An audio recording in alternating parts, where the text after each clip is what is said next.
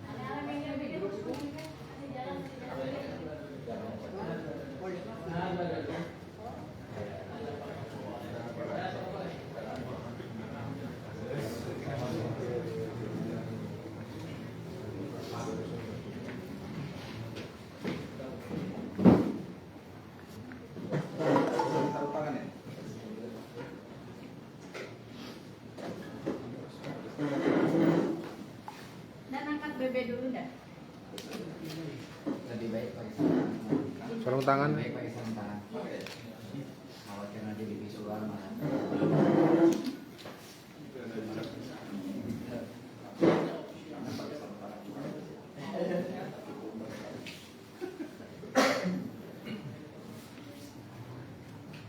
warna merah sarung tangan.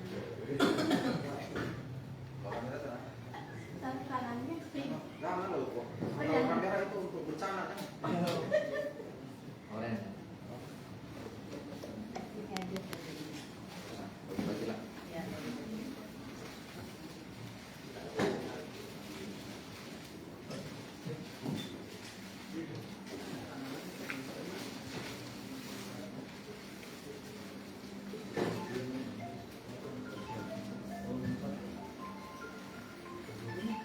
Bakas Ludes.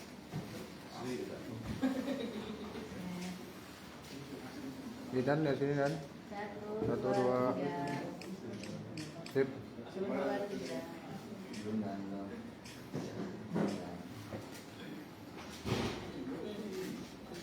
Oke, dan Kirim foto lagi. Kirim foto.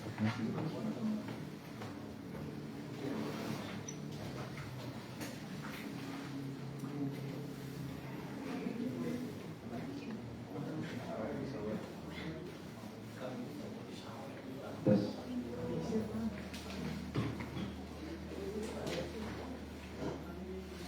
Assalamualaikum warahmatullahi wabarakatuh. Tolong. Yang saya hormati Bapak Wakapolres, para kasat, pakar kasih, dan rekan-rekan media dan seluruh masyarakat Kabupaten Kuningan yang mungkin menyaksikan secara online. Jadi pada siang hari ini kami akan rilis penanganan kasus tindak pidana korupsi di Desa Mancaga, Kecamatan Lebakwangi, Kabupaten Kuningan, yang mana ini kita sudah lakukan penyidikan dan proses penyidikan, dan kita melakukan penyidikan dari dana desa dari tahun 2002, dari tahun anggaran 2022 dan tahun anggaran 2023.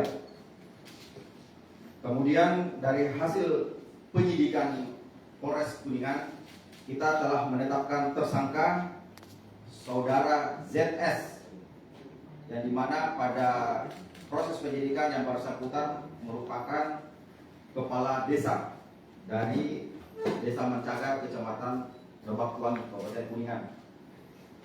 Kemudian kami menyampaikan bahwa kronis kejadian bahwa pada tahun 2022 dan 2023 Kecamatan Desa Mancaga, Kecamatan Lebakwangi itu mendapatkan dana desa, di mana di tahun 2022 itu sebesar 1.372.000.000, kemudian di tahun 2023 yaitu 1.703.253.000, yang mana dana tersebut seharusnya dipergunakan untuk masyarakat Desa Mancaga.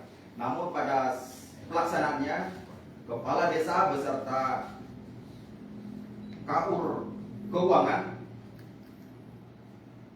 melakukan tindak pidana korupsi, yang mana dana desa tersebut dipergunakan untuk kepentingan pribadi.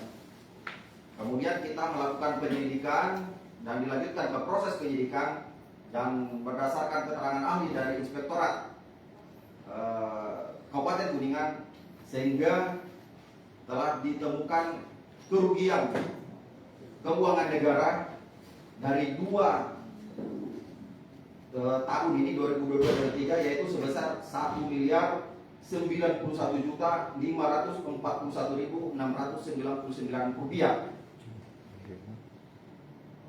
Perlu kami sampaikan bahwa rincian dari dugaan tindak pidana korupsi yang dilakukan oleh kepala desa tersebut, yang mana yang pertama adalah kegiatan konstruksi yang tidak dilaksanakan sebesar 151.475.650 rupiah. Kemudian kegiatan non konstruksi yang tidak dilaksanakan sebesar 269.541 juta. Kemudian ada kekurangan volume dari pekerjaan kegiatan konstruksi sebesar 377.774.000. Kemudian ada kelebihan pembayaran non konstruksi sebesar 292.750.000. Jadi ini ada 4 kegiatan yang diduga dilakukan tindak pidana korupsi, sehingga bila ditotalkan dari 4 kegiatan ini yaitu sejumlah 1.091.541.000 rupiah. Jadi modus operandi yang dilakukan yang pertama yaitu tidak menyalurkan dana desa tersebut kepada pelaksana kegiatan, yang mana pelaksana kegiatannya tadi sudah melaksanakan 4 kegiatan ini namun tidak dibayarkan, tetapi digunakan untuk kepentingan pribadi bersama KUR Keuangan Saudara MS, yang saat ini kita masih lakukan daftar pencarian saksi. Ya, kemudian salah satu modusnya juga adalah menggunakan dana desa ini untuk menyicil pinjaman pribadi yang telah diambil di bank bersama KUR Keuangan. Jadi untuk membayar cicilan pribadi di artinya membayar utang. Ya. Kemudian barang bukti yang berhasil kita sita, di antaranya ada uang sejumlah 20 juta rupiah, ini yang berhasil kita sita dari bendahara desa. Ya. Kemudian ada ratusan dokumen yang berhasil kita sita, di antaranya adalah buku tabungan, kemudian buku penerimaan dana dari tahun 2022, tahun 2023, kemudian ada mutasi rekening, ada daftar penerimaan dari bank, kemudian ada surat perjalanan surat pertanggungjawaban, kemudian buku rencana pembangunan desa, kemudian APBDS dari desa, itu yang berhasil kita sita. Kemudian ada bukti setoran dari seseorang atas nama Ade dan saudara S.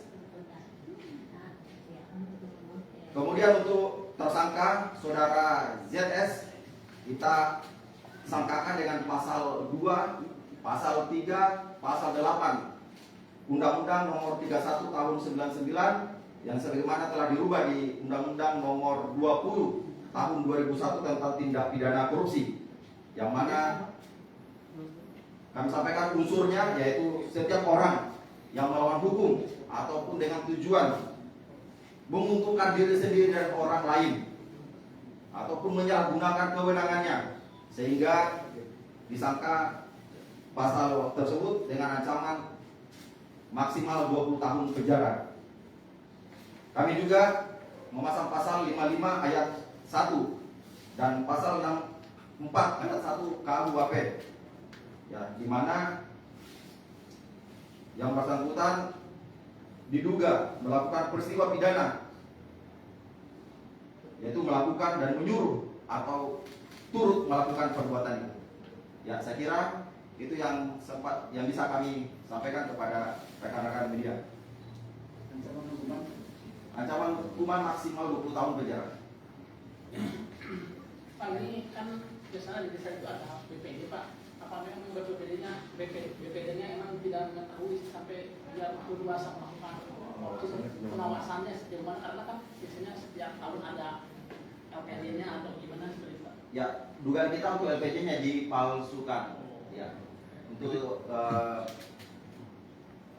semua pertanggungjawaban ya, menurut kita semua dipalsukan. Artinya dibuat seolah-olah benar. Berarti yang KUR Keuangan itu masih DPS. Ya, untuk KUR Keuangan sementara ini masih kita lakukan pencarian untuk diperiksa. Tapi sebelumnya sudah pernah diperiksa sebagai saksi. Belum. Oh, belum. Dilakukan pemeriksaan sebagai saksi. Jadi langsung hilang dari Kuningan. Ya, masih dalam tahap penyelidikan, yang bersangkutan sudah tidak berada di desa. Berarti yang dicari dua kan berarti, Pak? Satu. Itu mulai dicarinya kapan? Ya, Mulai dicarinya kapan? dari tahun lalu. Karena penyelidikan kita dari tahun lalu, 2024. Kalau status kepala desa masih aktif. Masih.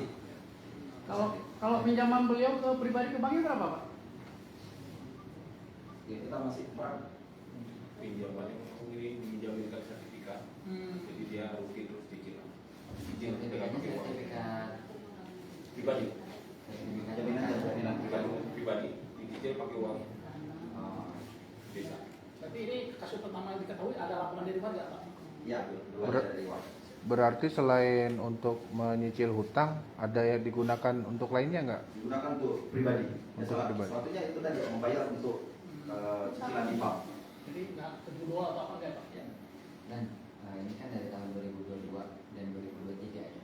Bila total anggaran dana desa yang di apa namanya di 2 tahun itu berarti sekitar 3 miliar. Dan itu dari kesemua itu kerugian yang 1,97 miliar juta itu apakah dari keduanya atau dari tahun 2012 itu? Untuk kerugian keuangan negara dari hasil audit Inspektorat Kota Kuningan yaitu 1.091.541.000 itu dari 2 mata anggaran, yaitu mata anggaran 2022 dan 2023. Berarti bila di total itu totalnya anggaran yang semurninya di 2022-2023 gitu ya? Ya. Santor. Oke.